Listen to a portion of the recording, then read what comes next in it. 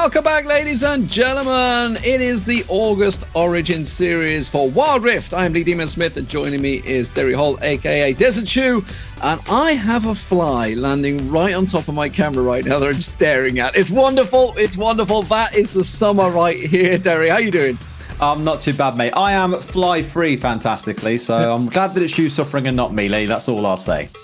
It just flew past the camera. See the sneaky, what I love is you spent the things. whole pre-show saying, I tell you what, we're going to go live, and there's one that's going to land on me. It's going to do my head in, and it hasn't landed on you. It's on the camera, so it's kind of a halfway house. It'll get on your head throughout this pre-show. I guarantee it. It's going to drive me up the wall. I guarantee. But it's not obviously all about us. And you know, our flies we have. Let's listen from the players because, of course, they've all qualified to be here in August.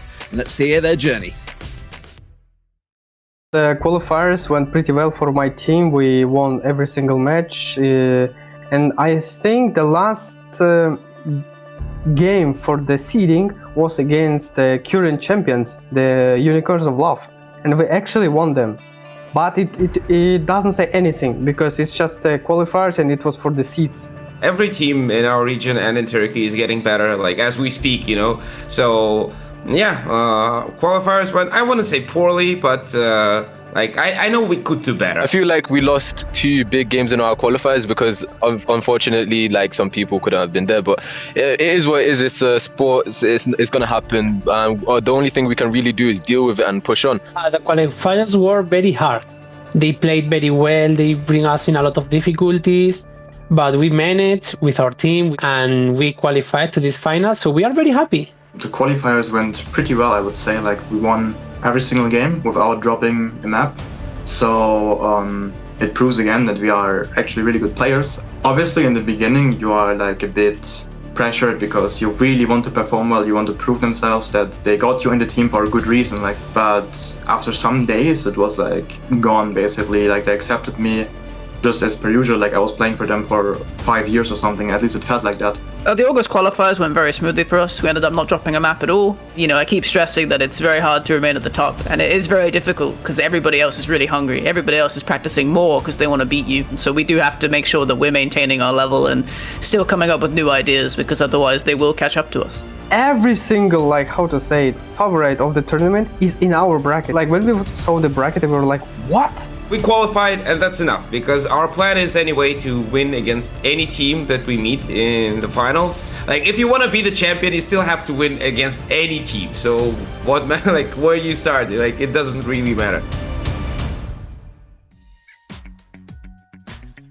I mean, he's not wrong, is he? He's not wrong. You got to beat anyone that is in front of you, and that's how they've gone through the tournament. So, also very confident words from Snitch as well, from No Talent.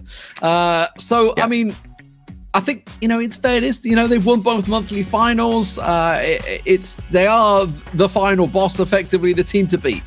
They absolutely are. I mean, they played fantastically in the last month as well. That was again their final against Game Lord. Came out on top there. Game Lord, a team that many look at as one of the best in Europe. So, lots to be excited about. X-Tribe here, no team, no talent, looking to be the ones to beat. Yeah, and let's have a look from July. Obviously, you obviously saw from the players. Let's have a look at some of the highlights from July because there were certainly some very great moments throughout it, of course. And starting things off here, this was Footballists, I believe, versus Unicorns of Love.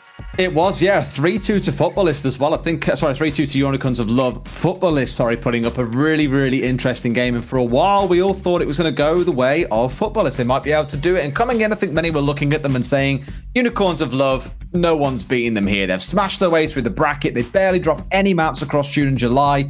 Then they get to the final and face their real challenge against Footballists. And I'm hoping this month, whether it's Footballists, whether it's Na'Vi, we have another team really giving it to the side of Unicorns of Love because everyone loves a bit of a race over the finish line. Yeah, very tight games, as you can see here.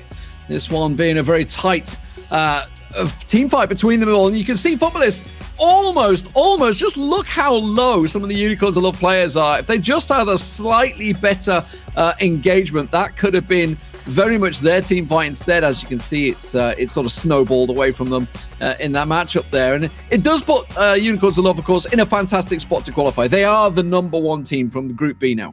They are, yeah. I want to give a massive shout out to Colstar, by the way. He's Renekton in that series. Absolutely terrifying. You saw it in the previous clip where he gets onto the AD carry, flashes, and just goes to the full nuke. Now, when Renekton first got released in Wild Rift, they were like, well, damage isn't quite there. The Q's not as strong. The healing isn't as good. You won't see him played that much. Absolutely wrong. We've been seeing him being brought into the mid lane in some regions around the world. That's just how scary he can be. And then, of course, we step into Group A, which was equally spicy. Doom putting on a real masterclass with Snitch in the mid lane on the Lucian. Honestly, this triple AD carry setup they've got, teams need to find a way to beat it, because with Solari Charge Blade being as strong as it is right now as well, they're just going to run teams overly if you give them chance. And it's very interesting. Obviously, in July, we had this Game Lord finals, which everybody was expecting from June, but it never happened in June because Game Lord just fell short. But they definitely certainly picked it back up. But unfortunately, as you mentioned, they just fell short once again to no team, no talent, no nothing at the moment, because they're looking for an org, boys. They're looking for an org in case you can't make it out. Formerly Tribe Gaming, of course. I tell you what, I'm shouting out all the top laners here as well, because Leon played Graves top in every single one of their games, and Graves for the longest time has been the jungler. We all know that's kind of where he's sat. Had a buff in 2.48. Riot realized, okay, maybe a little bit over buff with the new items and pulled him back down ever so slightly. Not enough that he's still not strong. He is, especially in the early game. They remove some of that scaling as the game goes by for him. But I expect today, for the side of no team, no talent, again, that you might see that triple AD carry setup coming out at some point for the mid lane playing AD carry, of course, bot lane too, and then Leon in the top lane, normally with Doom playing something like a Xin or a Lee Sin in the jungle. They are the team to beat, like they keep on saying, though. Really excited to see how they do. Yeah, top of the table. We'll see whether they manage to qualify through. Of course, it does look like they will. I think if they win the first game of the first round or something like that, they're in. I think that's how secure they are in Group A, which is pretty darn impressive. One of the stronger groups out there overall. So, fantastic stuff. Let's have a look at the points overall for those groups, just to get it clear in your minds. As we say, no team at the top there. 810 points. A massive, massive score for them. Team Queso, of course, hot on their heels, along with Game Lord and Crembrio Betis. They're the team that are really going to have to step up here, but I feel they're going to need either Queso or Game Lord to drop away if they can be into that top three.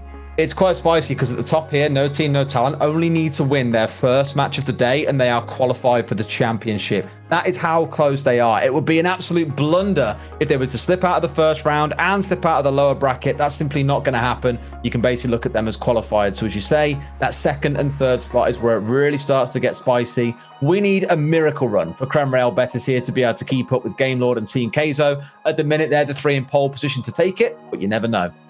Over in Group B, it's a bit more clear-cut, no doubt about it. Unicorns of Love up the top of the table. Na'Vi, after picking up a couple of players, definitely stepping up their performance. Obviously, prior to Origin Series, they were the team to watch, but Unicorns of Love now with 810 points. It's down to footballists, I feel, to see whether they can break into that top two. That's it, right? If footballists get through into top two today and play against UOL in the final, for example, they might just eke it out.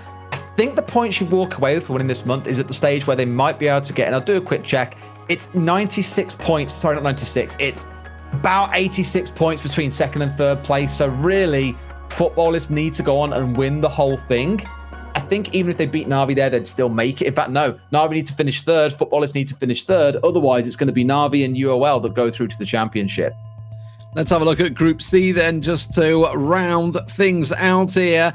Very, very tight at the top. Sunlight Team and Cut Esports. It is just simply 16 points between them. They've been in the finals for both June and July.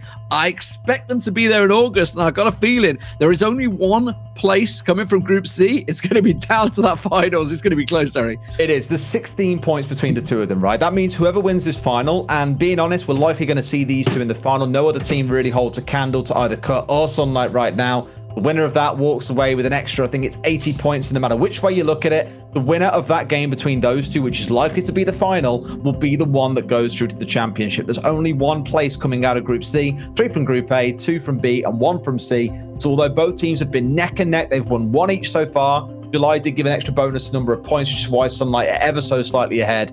It's going to come down to a best of 3 of best of 5s to see which team gets through. 15 maps being played between the two to see who makes it to the championship. It's madness. I love it. Absolutely incredible stuff. Yeah, it's going to be great to see, no doubt about it. Keep your eyes on that. Let's have a look at the brackets to see what is going to play out throughout August now. We are into the monthly finals, the final monthly finals, in fact. As you can see right at the top there, Na'Vi against Equinox. They are potentially going to be facing Footballists in the second round. That is incredible. They're also in the top bracket with Unicorns of Love. That is horrific. That is so stacked at the top there. Well, it's going to be very interesting to see how those Russian teams do deliver here on Group B. I think the bottom side's a little bit kind of a sleeper run. Someone like BK Rog could go on a real tear through. I'm looking at Sangal Esports as well, who've done relatively well on the top side.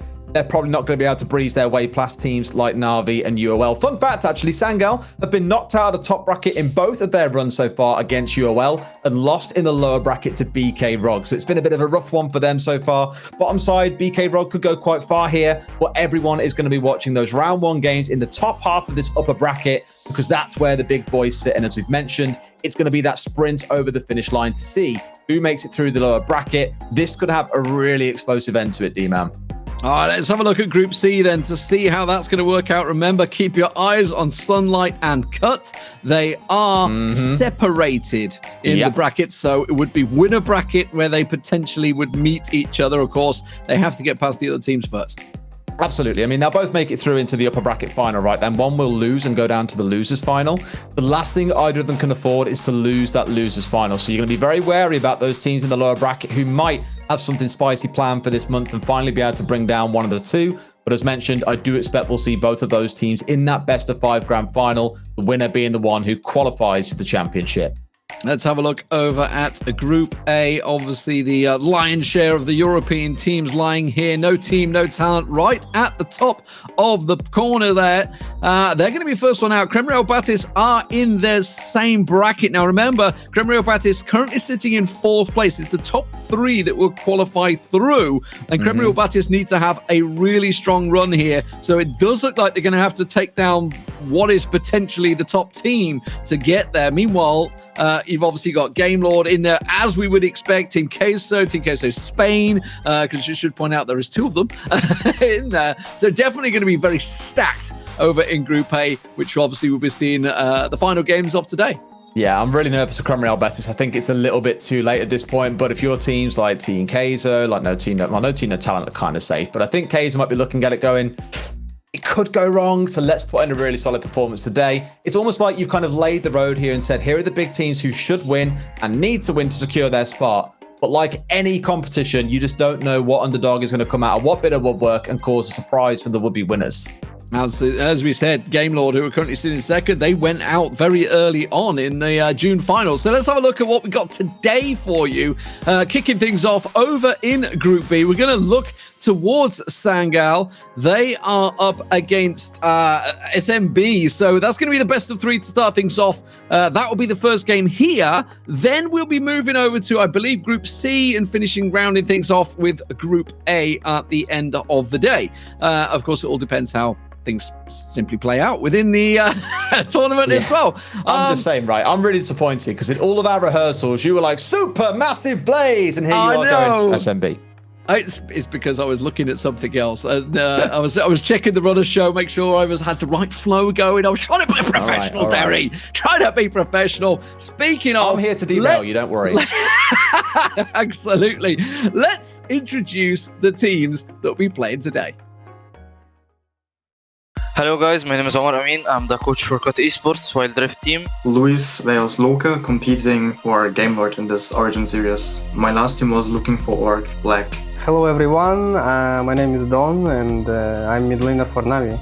Hello, my name is Joshua Bennett. My in-game name is Snitch, and I am the mid laner for No Team No Talent. Hello, my name is Snolia. I am a team captain of Rio Gaming. So my name is Simple. Right now I'm representing Roti Top 1. We was previously known as Searching for Org, and then before that we was known as Looking for Org What? Because new Origin series, new name, new us, you feel me? Hello guys, my name is Fike. I'm also known as Shorty. I'm the coach for Unicorns of Love, Wild Rift. Hello, I'm Shakrix. I'm Baron laner of 7 free agents. And this time we are 6 free agents. 5 plus SM. Hello, I'm El Susurros. I'm playing support for Wizards. Hi there, I'm Mon Nikit. I'm Baron Laner for Papara Supermassive Blaze. We are very eager and confident for this tournament. I'm pretty confident going into the team and taking the win in this last qualifier. We're no team, no talent, and we're the final boss. If you want to win August, you got to get through us. I hope that the other teams are watching out for us, and yes, let's have this. We are with us. We are going to make magic. Get ready for the 7th Free Agents Miracle. We are ready to fight. I don't mind playing against any team in the qualifiers. We really don't care. We think we are ready. I think we are better than all the other teams. We will show a really good games, and yeah, good luck everyone. Let's do our best and win this match.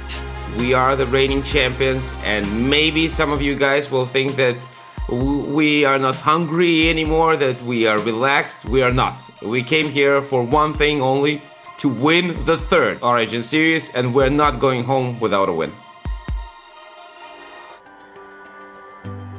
All right, ladies and gentlemen, it's time to get the first game underway. It is going to be over in Group B. Let's check out the teams to start things off here. It is, of course, going to be TD, No PC, Lemiom, Cool FX, and Kesko, and for Supermassive Blaze is Lonely Kid, Bambi, Nacres, and look at that! They cut away before I even got to read the boy's name out. I'm gonna get it. I'm gonna get it. It is Tulkas and Guys. Yeah, Tulkas and Guys. There we go. I don't think I mentioned Ruvler in there either somewhere, but we'll see how that works out. Let's get the pick and bans ready to go, because I think pretty much we are flying through this one, Derry. We're going to get to see exactly who is going to come out. It looks like Supermassive Blaze are going to be starting things out over on the blue side and Sangal on the red. So realistically, we've seen a lot more games from Sangal so far throughout the last 2 months. Supermassive Blaze have only made it through one of their games, so it's been a rough ride. They didn't qualify back in June. Back in July, you saw things like the Gragas, the Wukong, the Ari, and the Zyra Khan bot lane in both of the games they played. I'm kind of expecting they'll settle on that for comfort, but Sangal, they've got a much more flexible pool, but I think Renekton is going to be one of their big focuses, and I think that's a really good respect ban coming out of Sangal. The Yasuo coming out, that was played by their mid laner in one of their previous 2 games that they played in the July qualifier. Yeah, there's no doubt about it. Both Turkish teams have huge following. Obviously, the Turkish esports scene always has done throughout League of Legends, and it's great to see that it's following into Wild Rift right here on the mobile side. So, pretty standard at the moment. Okay, so the Gragas coming through there as well. And, oh no, the Pantheon. It actually has been a big favorite from Group B. The Pantheon's constantly been picked, so we'll see whether that jungles or not, or whether it's the top lane. Yeah, definitely going to find it in the jungle, I think, here. It's so oppressive in the jungle when you can just ult seemingly anywhere on the map. You'll have the Fiora playing off. In fact, no, maybe it's going to be a mid lane in that case. Then, sorry, with the Camille, yeah, I wasn't sure. Camille in the jungle, Fiora top lane. That is interesting in itself. On the other side, that Varus and center bot lane. Oh my god, it's horrific when once Varus gets his ult online, so watch out for that. Gigatank in the Mundo, and the Vayne Lulu. Vayne we don't see a whole lot of these days. A little bit squishy, a little bit, takes a bit of time to get into the game. 3-4 items online before she really switches on. They'll be playing for the kind of scaling of that, but look at this comp when it gets online, D-Man. You're looking towards the Fiora with items. You're looking towards a Camille with 2 or 3 items. If they hit 3-4 items in this game, I think you're going to find the other side of Sangal really struggle to fight back, to be honest. I'm seeing a combo effectively with the Hextech Ultimate and the Man Drop coming down on top. Even the Fiora could get in there with the Grand Challenge. You could literally get locked down into one point. There's no way out of it. So very interested to see how it works out for them. But let's get the game on your screens. There it is. Right. Really excited to see how this bot lane plays out with the Vayne Lulu as mentioned. I think it's going to take a bit of time to get on. They will get bullied quite a bit early on, I think, by the Varus and the Senna. But as you mentioned, think about how horrific those team fights can be for someone like the Varus. They haven't got tons of frontline CC outside of his ultimate, outside of a bit of Senna lockdown, and maybe the Gragas. They're going to rely so much on Nysa in that top lane to do the work to keep them safe, I think. Otherwise, you're going to find that bot lane duo just getting pumped out of a fight because of how much damage exists on the other side for Supermassive Blaze.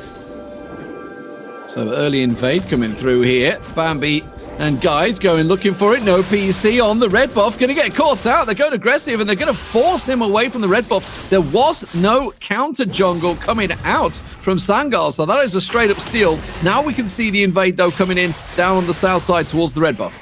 This is really interesting. I can't think of how many times I've really seen a support go hyper-aggressive like this in the early game and supporting on a roam invade, especially when it's a Vayne all by herself in the bot lane. Going to get poked out by seemingly everything down there, looking towards the Senna, the Varus. It's not really pretty. And we did touch on the jungle Camille potentially coming out. No, it's a Camille in the mid lane and a Pantheon in the jungle. Ah, okay. Yeah, I mean, I keep seeing Cool Effects. Cool Effects is really trying to help out right now. It's like, okay, I can tell my jungler needs help.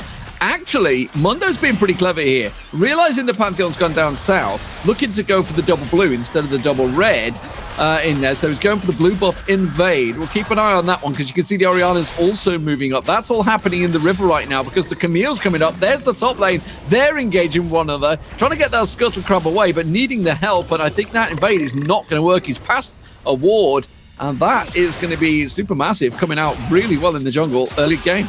Yeah, just trading on those crabs early on as well. I think it was good for the side of Sengal to at least stock up there and go for 3-man onto the crabs, stop the contest coming in from mid lane and from top. So good stuff. But that just opens up Bambi to focus on the bot side entirely, which is exactly what he'll do here. Get his full clear down on the bottom side of the map. Not a bad start. And of course, we're always looking for when that ult comes online for the Pantheon.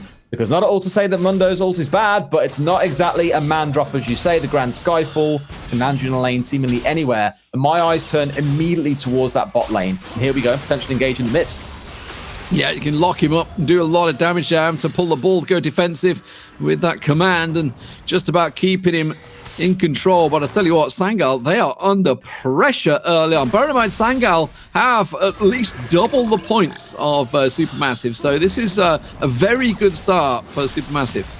Yeah, I think Sangal, maybe not expecting to get out of the group, but at least to get themselves high up on the charts is definitely the goal today. And again, against Supermassive, a team that didn't qualify in June. When they qualified in July, they got through the first round and then got knocked out with double back-to-back losses, admittedly, coming up against some difficult teams. So, you know, this is one of the ones you look at and think realistically for Sangal, it should be a 2-0 in this series. But not a bad start so far for Supermassive Blaze. I'm really enjoying the aggression coming out of Bambi, keeping himself busy, making ganks happen everywhere. Just removing the potential aggression from Sangal, I think, by making them feel a little bit uncomfortable.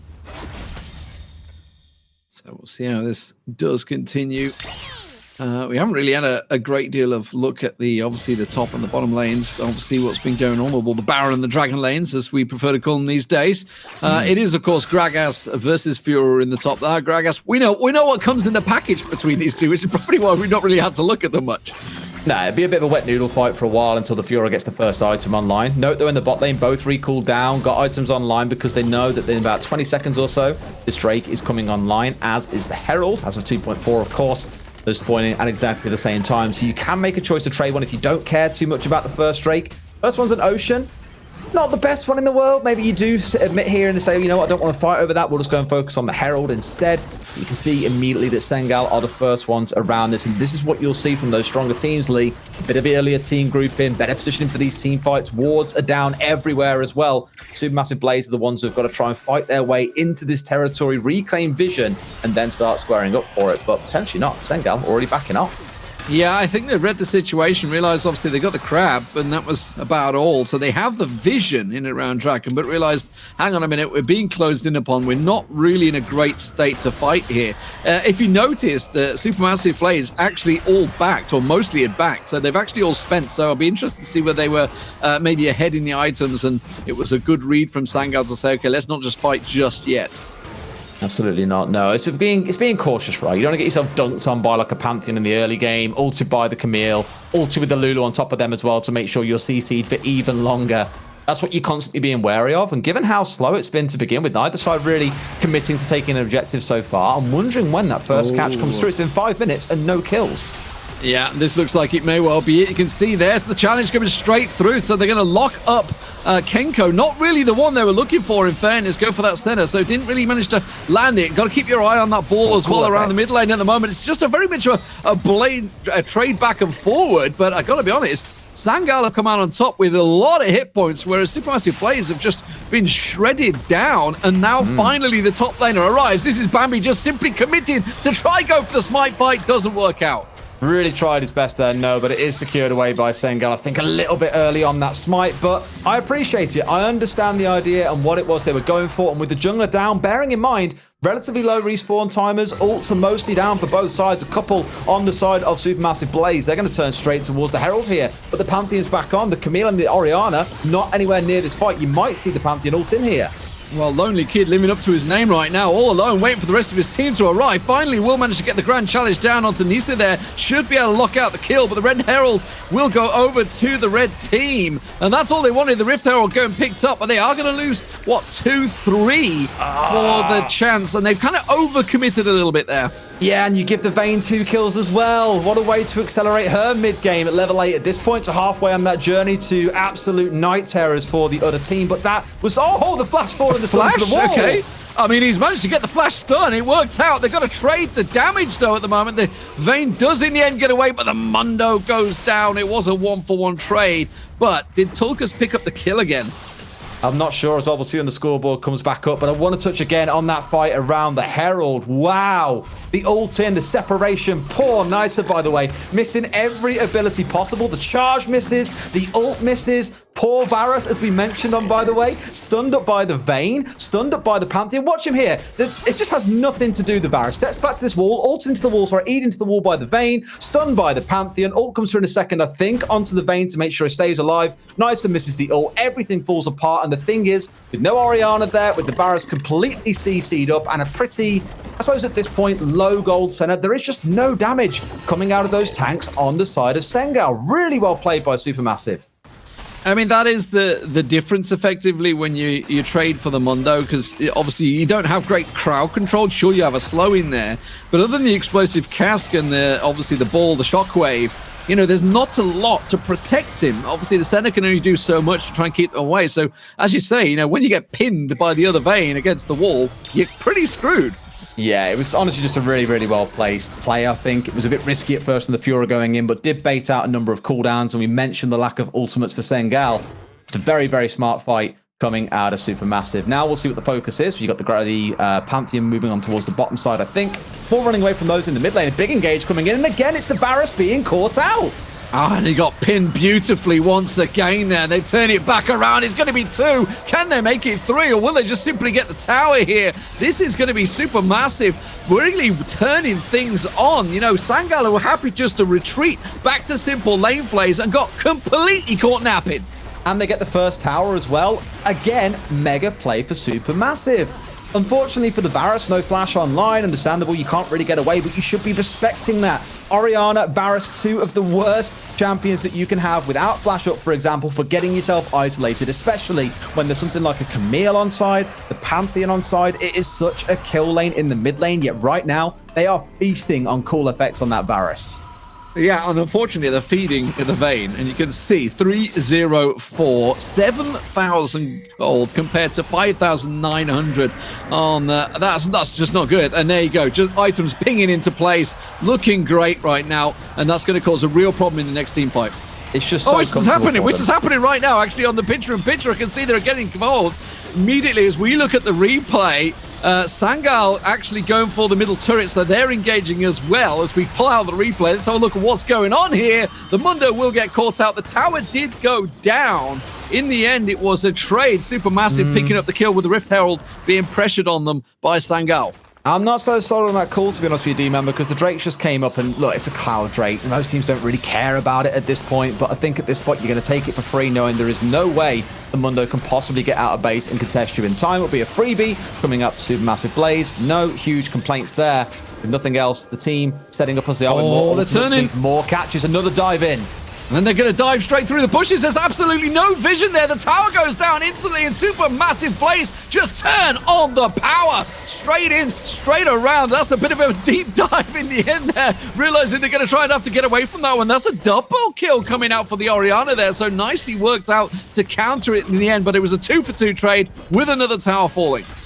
I mean, okay, better. There was some bounce back there. The Orianna was present for that fight. This is always going to be the fear, though, right? Supermassive Blaze can engage onto someone so quickly and burst them out before the rest of the team can respond.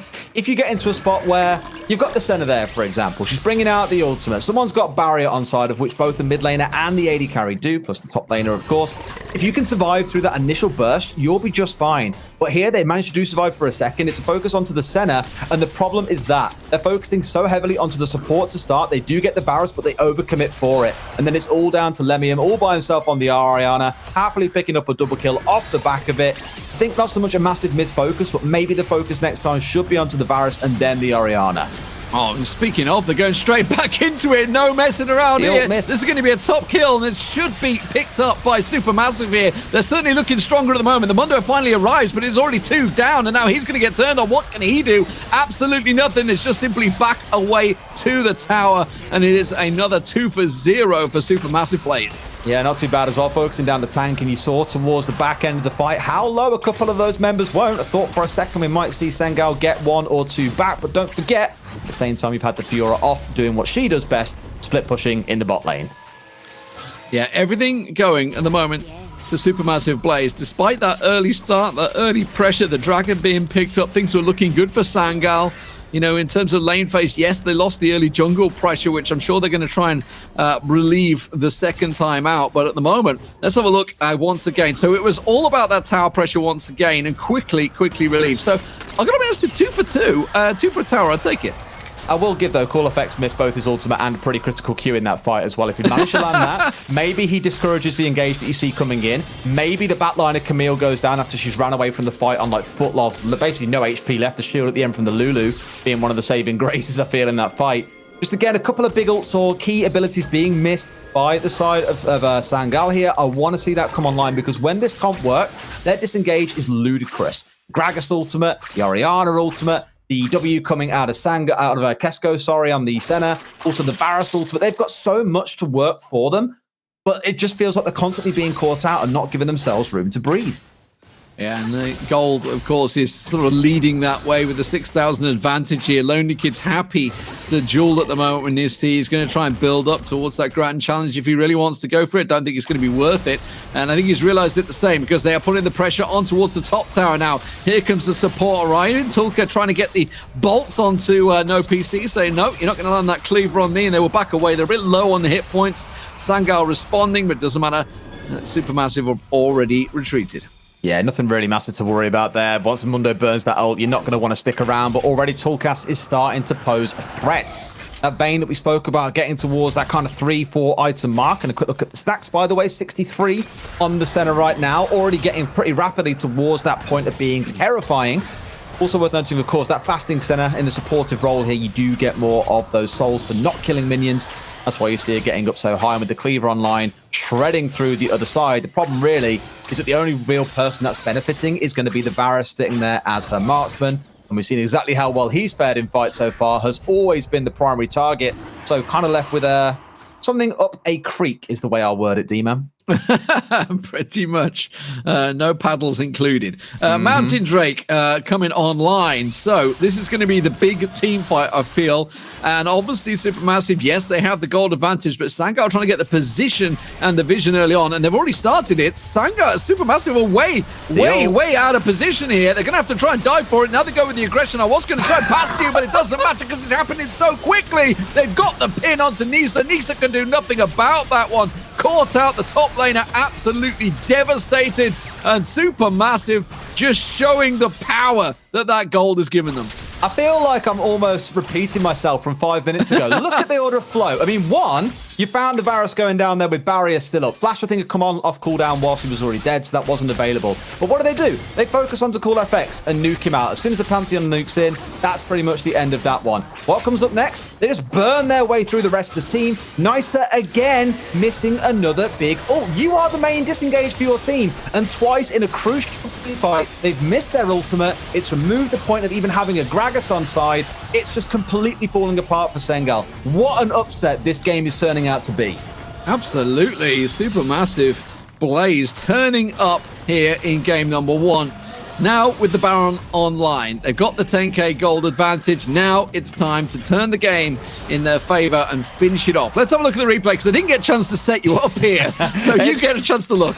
It's totally fine. Just watch Call Effects again here. Getting caught out, you can see him grounded up by the Camille, stunned on by the Pantheon. Oh, look, he's dead in basically 2 abilities. Unlucky, I guess. Great counterplay. Ult misses from the Gragas. The healing comes off the back of the Fiora that we've seen in a couple of fights as well. Just everything combos up so well. And now that the Vayne is online, that Mundo is like a piece of paper in the front line. It doesn't matter. They're just running past him, burning through the carries, because again, that ult and the CC being provided by the Gragas simply does not exist. Absolutely. Very, very quick set. I was expecting like okay, they've started the dragon, they're going to step away a little bit. No, they just went in. They just went straight in there. Wow, no PC can't mess with Nacris anymore. That is a big problem. Yes, the Baron is on there, of course, but you can see the damage he put down there. The Varus finally will get around and try and help out, but at the moment, this is looking disastrous for Sangal. I mean, that's the ult coming out of the Varus. One of those big tools that we were talking about in fights that they could really use having on side right now is offline. And a flash away from the Varus, the spear came through. Still gets tagged by it either way. Back to base they'll go on low HP, and this is where it should all fall apart for them, D-Man. Yeah, that's just going to have to back away from this one. I don't think they can do anything about it. Nisa gets away with 0 health. Doesn't matter. That's going to be the Nexus gone. And the first game, surprising maybe, goes to Supermassive Blaze. What an upset to start things off here. And honestly, they deserved it. It started from the very beginning with that jungle invade. I mean, everything, right? We spoke about the aggression coming out of Bambi. No PC, Nisa, non-factor in this game. The other 3 members would just target practice for the members of Supermassive Blaze. Really good early aggression. Didn't let Sangal get into their groove. Really well played. And map 2 is going to be so spicy. Well, obviously, we had a chance to look at a lot of things that happened throughout that game. Derek, any particular points you want to look at? There is actually one, yeah. I do want to take us over to the drawing board for this as well. Wonderful transition, of course, because there was a clip, and the one I want to show, of course, is the team fight that broke out around the Herald. This was the big one for me. I want to play it for you in slow-mo to begin with, because note first and foremost that Lonely Kid is in here entirely by himself. But look as everyone groups up to try and focus him down here. All 4 members sat right in the middle of this ultimate that's about to come dropping down on top of their heads. It's not going to be pretty, D-Man. And now watch as Tulkas comes up here to focus onto the Varus. Completely isolated. No one's protecting him in this spot. Easy enough. Pinned into the wall. Pantheon straight on top. And bearing in mind at this point, the gold is slightly in favor of the side of Sangal. You'd probably say they should be the ones coming out on top, or at least relatively even in these fights. But Lonely Kid is basically on full HP. Progresses forward from there. The ult comes in a second to go onto Toolcast. He's knocked up. You saw the ultimate that came in for the Gragas. Sorry, over to this side. Nothing happened. His charge earlier on came down here through a gap. So missed the E, missed the ultimate off to the right. It could not have gone more wrong for the side of Sangal in this fight. And from there, it's a beautiful cleanup. Again, everyone playing inside of that Fiora ultimate. Super well played by Supermassive. Super well not played by the side of Sangal. They need to improve in map 2. Absolutely fantastic stuff. Well, I mean, that was simply a case of a poor AD carry. It was just focus. I hate playing AD carry, that's why. Let's get straight over to game 2, though, because it looked like it's about ready to go.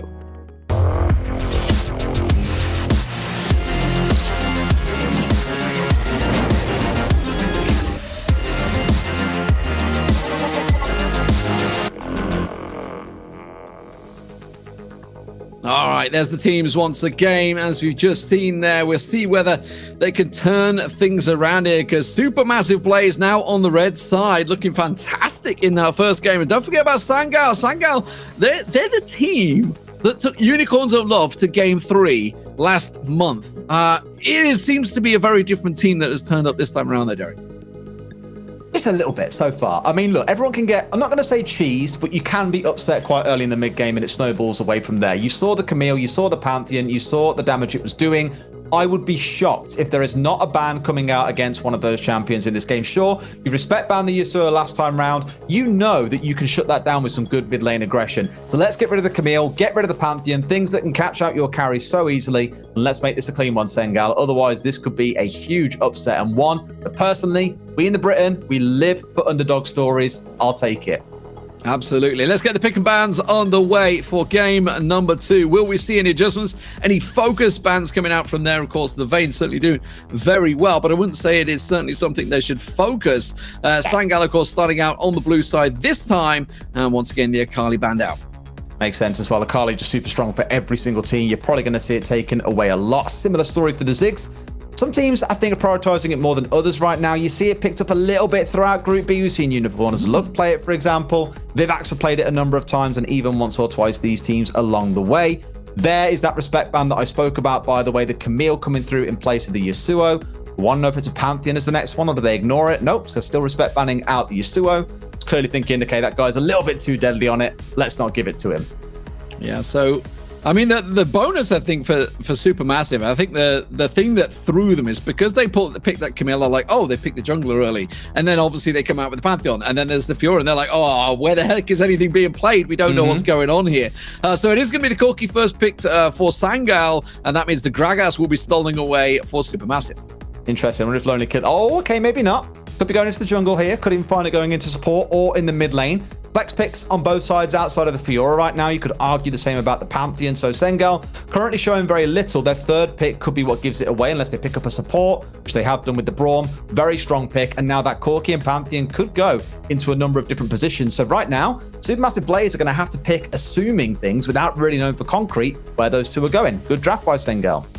Yeah, taking advantage of being on that blue side. The Xin Zhao is very, very strong in the jungle. Certainly could be going in there, and you almost expect it. And the Garen making a return. It's been a hot minute since we last saw Garen's involved. Obviously, was very strong at the start of Origin Series back in June, but had a few changes since then. And now the Twisted Fate also coming in there, and the Lulu once again. All right, so Gragas in the mid lane then. That's spicy. Unless there's something wild like a Xin Zhao going mid lane, which would not surprise me the way things are going so far. As in that last game. Camille mid lane, bit of a new one. Worked out really, really well for them. I like the draft from both sides. I'm a little bit worried about that top lane. Lonely Kid could have a bit of a bully fest against this Garen once an item or two come online. They've got the globals, and this time it's not just one. It's not only the Pantheon. You've also got the Twisted Fate. This could get really messy. Again, that early game aggression, I think, could be amazing for the side of Supermassive Blaze. Absolutely. Let's get the game underway, ladies and gentlemen. Game 2 about ready to start. Sangal find themselves 1-0 down to Supermassive Blaze. Sangal so far have certainly been the better team, 5th in overall points, of course, whereas Supermassive Blaze down in 14th really haven't got much further than the first round in the monthly finals. So this could be a huge, huge step up for them here in August.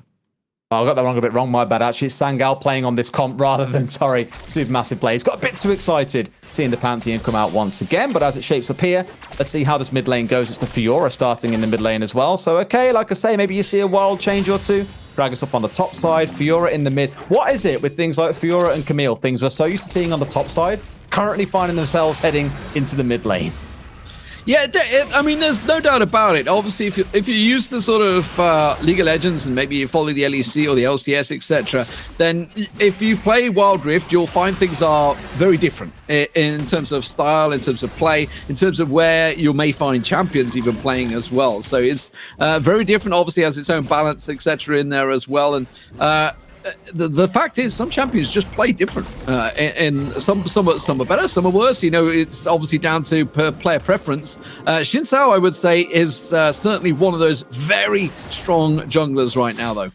I'll tell you what, Bambi has definitely been watching some of Doom playing over in Group A because he has been running away with so many games on the Xin Zhao. They catch on to the Garen here. Sneaky, yeah. Do they just ignore him? I think at that point they're aware he can't just dive right onto them. They really want to contest this blue, but there's no way this happens here. Nice and comfortably picked up for the side of Sangal. I mean, that's simply a case of, yeah, you caught us out in game 1. It's not going to happen in game 2. And Bambi this time is going to try and go down. Is he going to try and follow down for an invader, or is he just going to simply go for his own blue in the scuttle crab? I think that's what's going to be. Yeah, crab into blue makes sense here as well. Like, why not take it away?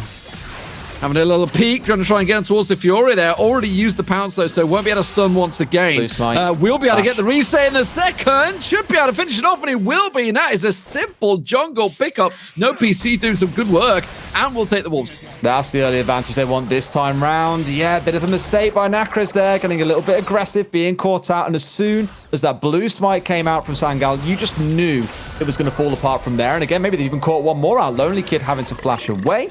Should be safe in this spot, and no one's around to help collapse on this one. But even so, you've got the Twisted Fate coming up for a bit of support. Good team play coming out of Sengal so far. Yeah, this is the start that they were looking for. But they were in a similar situation before. So a quick replay of that. We already saw it happen in real time. Not Smite, a he's lot done. he could do, yeah. Blue Smite, and then I think he gets the reset on the pounce. Yeah, there's the stun once again. Yeah, nothing you can do about that. Spear finishing things off. And probably looking is like, where's the lonely kid? Where's the lonely kid? Where's the support? Well, he'd already gone back to base, so he wasn't available to help out. Yeah, it's the hard thing as well. You got a shoving lane in the Twisted Fate in mid lane. Garen's just Garen, obnoxious as all hell for the longest time. Always going to be in that way, I think. So you need to be able to match them in those lanes. So you are going to struggle, I think, a little bit for support. Whereas the Twisted Fate especially, looking to always be making moves. You've now got the ultimates online, let's not forget. So I'm waiting to see where the Pantheon and the Twisted Fate head to next. And even more exciting, I'm thinking about the next game already. Do we see the Pantheon banned out? Because whoever's going to be on blue side has priority of picking that if they want. We're already seeing how much of a terror it can be in the early game. So you're already predicting Sangal taking this one. That's a pretty bold prediction 3.5 minutes into the game. But is there the future look right there immediately? But here we go. Okay, so Drake's up 27 seconds. Let's have a look at the lay of the land. At the moment, it is just a simple kill. Not a great deal to tell between the two teams. It is pretty even with just that 200 gold difference. So in terms of what's going to happen, it's going to be a case of who goes back, who goes by. Is there going to be any early aggression before that dragon spawns? Doesn't look like it. I mean, Sangal, they've got to go back here because Cool FX has got no mana. He can't be here for the start of this Drake, so no doubt they want to slow things down a little bit, buy up a couple of items. You've got the Rod of Ages coming out for the Twisted Fate. Everyone is spending right now, but immediately for Supermassive Blaze, they're saying, you know what? Forget about Dragon. We want the Herald, but are very smartly, I think, looking to back away because they know what the Pantheon can do. Cheeky Destiny comes out from the Twisted Fate, and that just forces them to back away from that one and respect it. You know what? Half hit points, I think they're going to try and turn on that one. They've allowed it to completely reset, but they do have all 5 team members around here. The Xin Sao still only just coming out of base, so a long way away. We'll be able to get here just in time to maybe go for the Smite fight, but it's going to be a 5-man setup for Sangal. I don't think Bambi wants to risk it with that Mountain Drake up still down the bottom. No. You flash for that and try and go for the Herald, you lose Drake straight after. Even if you manage to kill it, you still die. So you're going 1-for-1 at worst. At least here, keeping everyone alive, you can try and make something happen. They're saying, forget about the Drake, actually. I don't know about this, guys. I think they wanted to try and catch on to Nicer here, maybe force down top tower. But look how much they're giving away. They're not even willing to fight it right now. They are way out of this game right now. They don't seem to be on the same page as Sangal. So, I mean, that was a simple read. It's like, okay, well, the Drake is up. The Rift Herald's there. It's the Mountain Drake as well, so you really want to contest that one. But just simply given across to Sangal, and that gives them 1,000 gold advantage now, and they're looking strong early game.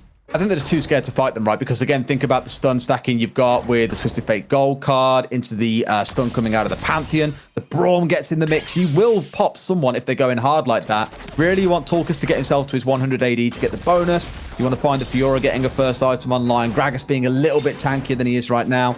And a similar story for Xin, who, whilst he has very good kind of early 3-4 levels like dueling one-on-one against junglers, in team fights, he will just get popped. So understandably, want to slow things down a bit, get the items on side. They saw, for example, the buy coming out of the Rod of Ages on the mid laner. They just thought, you know what, we aren't really ready to fight this right now. Let's let both go and worry about the next Drake. So good enough to not lose the advantage that they did find themselves with ever so slightly.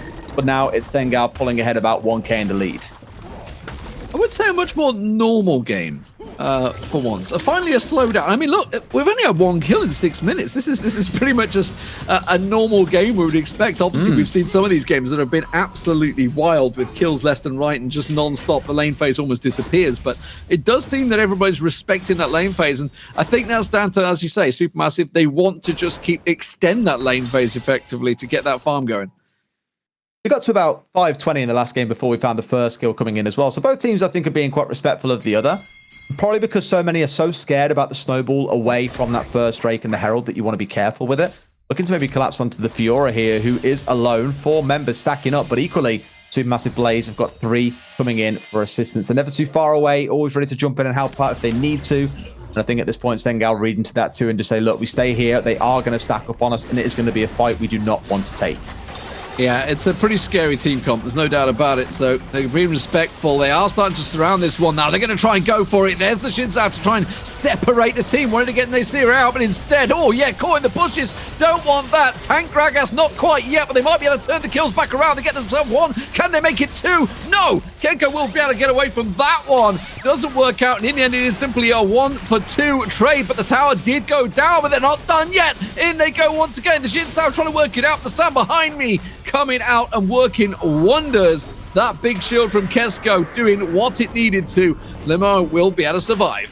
Another really close fight, but 2-for-1 ultimately in favor of Supermassive Blaze. The Herald did get the second charge off on that inner tower as well, just as they went back in for that second engagement. Really close again, but even with the safer pick of the Corki on side for Cool FX, he's still one of the first going down in these fights. Look how far back he is here. Gets ulted back in by the Gragas. They flashes away and immediately burnt out by the rest of the team.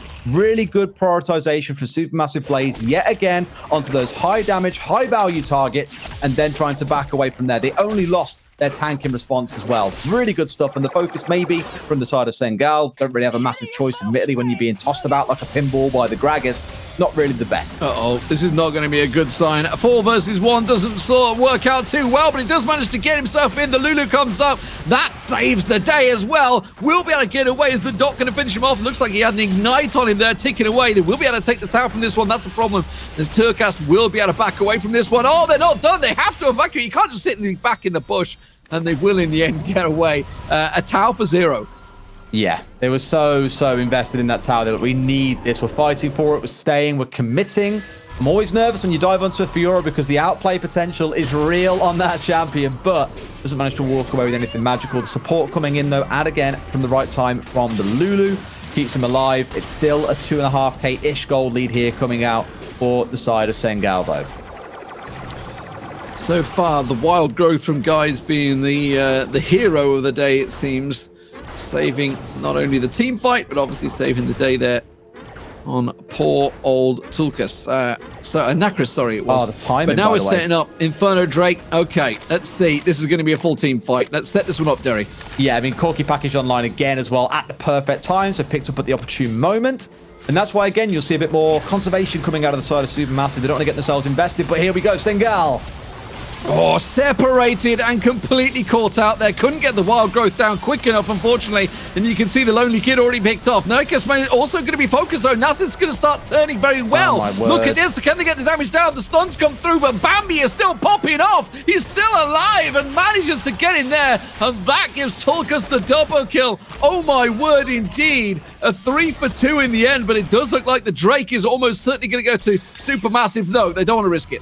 These team fights again, the focus from Sengal is questionable, and maybe they find more Tulkas going forward, but I think that Winter's Bite is going to be enough to keep the two alive and walking away here. Oh, the flash forward. That was a little bit cheeky. Didn't get anything from it. But again, the focus. They burnt through the Ragas first, and then you've got the Zinstan in there, ult on, Lulu ult on. The back line, they're just plugging away. The Kaiser sat there firing away pretty much free fire. The Fiora dancing around a little bit as well. And by then, Sengal had invested everything. They burnt through the front line, had no cooldowns left, nothing left to do any fighting with. And that's when you see it come back the other way. Watch. Lonely Kid goes down, and then the Zin comes in on the front line, gets ulted up, ult on himself as well, and he just stands in the front line. Look at this. Look at the damage onto the back 3, D-Man. No one goes down. Even the Zin is barely burning because of the ultimate. And by then, it's like, oh no, we've run out of cooldowns. We've got no more damage. And sure enough, Supermassive Blaze turn it back around.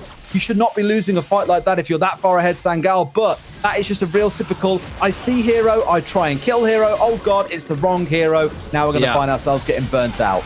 And Tulkas was completely safe throughout that. The carry just sitting at the back, completely plugging away, keeping that damage down. Looks like it was a 5v5 engaged, certainly looking at one another. They want to get that tower down, but I don't feel this is going to be a great engage for Sengal. Not when Supermassive are all sat there with a tower. Stand behind me comes down. They're trying to work it out here. The Shin Style is going to be the engage that they're looking for. They want to pounce in there, get that wild growth, knock everyone up, but this time it doesn't look like it's going to happen. Sengal really trying to force it, though.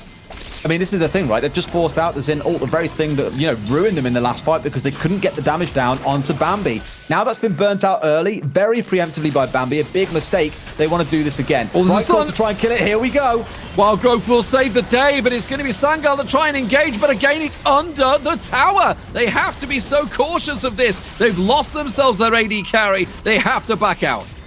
It baffles me that, again, he's got... Well, Flash is about to come back up, I think. He had Barrier on side. You had the support of your team around you.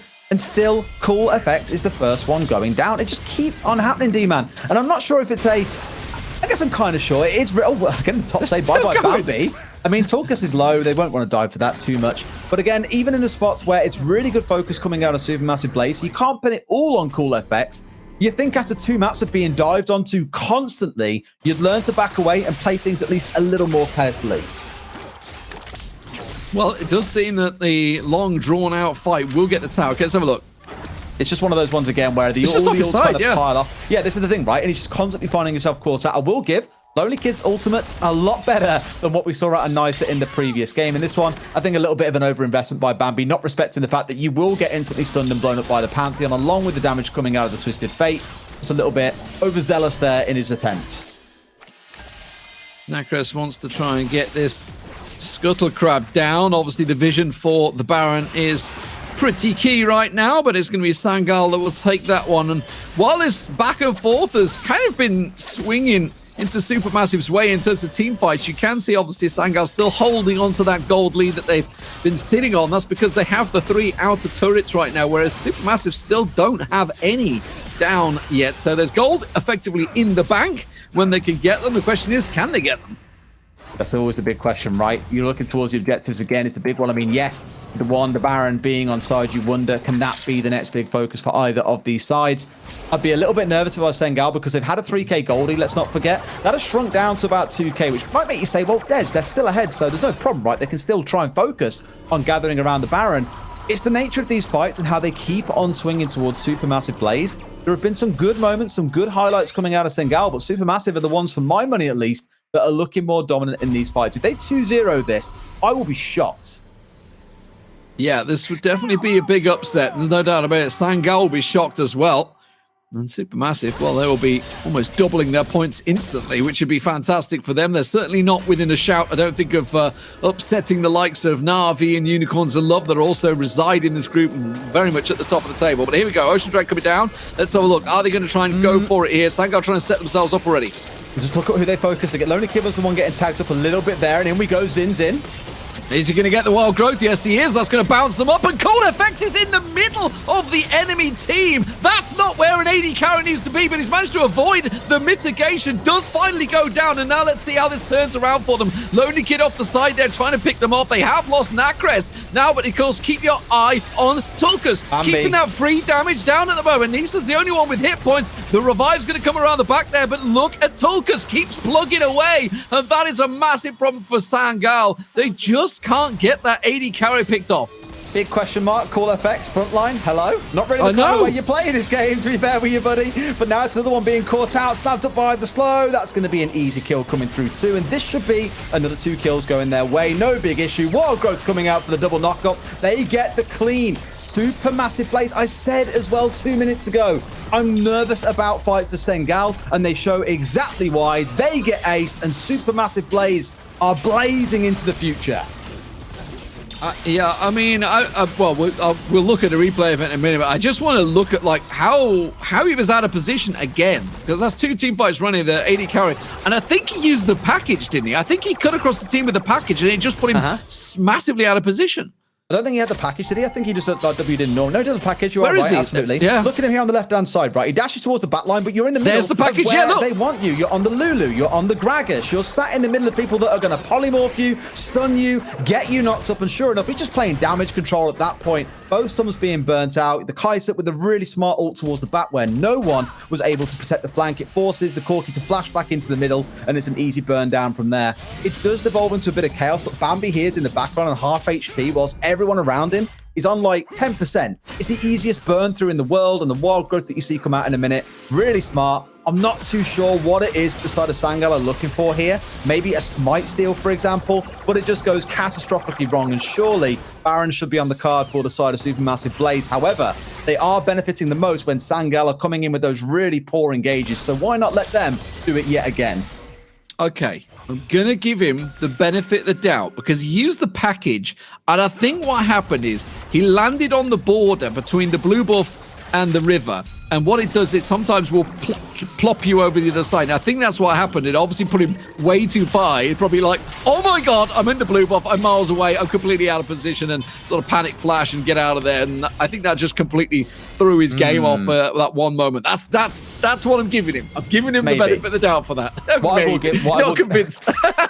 just making sure I'm so focused on what was going on as well, because both ults have been burnt on the top side now. Supermassive. They haven't got the big tank ults they want. The amazing casks that have come out of Lonely Kid so far, not available for another 15 seconds or so. When that's back online, though, I feel that you're already at a point where on the attacking side, you're like, well, great, now we're a bit screwed. However, it's more the ultimate on Bambi that's down. Don't forget, he has been the big tank in these team fights so far. Gets that ult in, disperses the whole team. They get tossed around like a pinball by the Gragas. It all works wonderfully in their favor. When those two are online, that is their strong point. And here we go. Oh, Bambi forced to get away, and that's the wild growth used as well. Did they see that? That's the question. Has got himself that Guardian Angel in there as well to keep him safe, but that's a real problem. Meanwhile, in the base, Fiora is continuing on the tower. Finally, will back away there. And I see having to do some work, and Nakras will back away, and that's going to turn the team on. They realize it is a full-on 4v4. You can see that Braum having to back away. He's safe at the moment. Tulkas goes gold. That means he's not putting the damage down, and for the first time, Tulkas got the focus in there. Bambi can go back in again, though, but that wild growth is still not available. Used up. Now it's free. So, will they go for the re-engage? I mean, at this point, they've already killed one. It looks far worse than it actually is. In goes the Garen. The Garen, massive ultimate coming on top. They get the burn through on the other side, though. So it's pulled things down into a 4 versus 3, 1 for 1. It looked like the side of Sengal should be so much further ahead than they are, D-Man, but they're not. It's still only 1 extra kill, and 2 of their members are limping away, bleeding. So, let's take stock of how that worked out. Sure, it looked like Sangal picked up some really good information. Oh, Bambi doesn't want to lose that Guardian Angel. And yes, they pushed and got a lot of damage down. But the fact is, Supermassive took down the bottom turret and almost the inner turret as well. That base turret, the inhibitor turret, nearly gone. So while that was all happening, the actual target, you win the game by taking turrets down, guys. That's what the focus is. Instead of just fighting, which I know a lot of people love to do, Sangal didn't really get anything for it.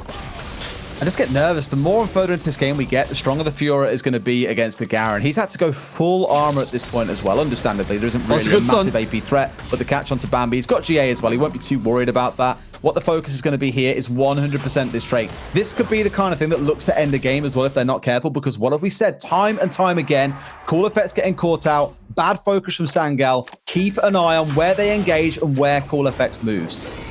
Elder Cloud up. Still, Nakras in that top lane.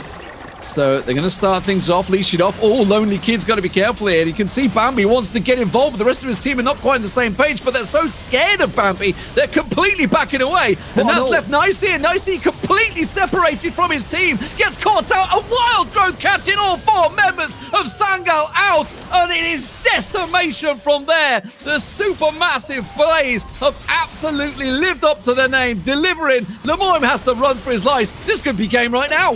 Forget about calling them a blaze here, D-Man. Call them a black hole, because they are devouring everything before them. There's nothing that Sengal can do, and Bambi just walked at them. It's all he did. They march through the team, and they clean up off the back of it. What a series from Supermassive Blaze. Absolutely devastating Sangal. Supermassive Blaze, their best performance so far in the Wild Rift Origin Series. They have yet to pass this stage in the Wild Rift Origin Series. And a brilliant performance against Sangal, a clean 2-0 sweep. Really, really impressive. Again, given Sangal with a team that got knocked down to the lower bracket in both of the previous qualifiers or previous tournaments, coming up against UOL, they're knocked out by BK Rog.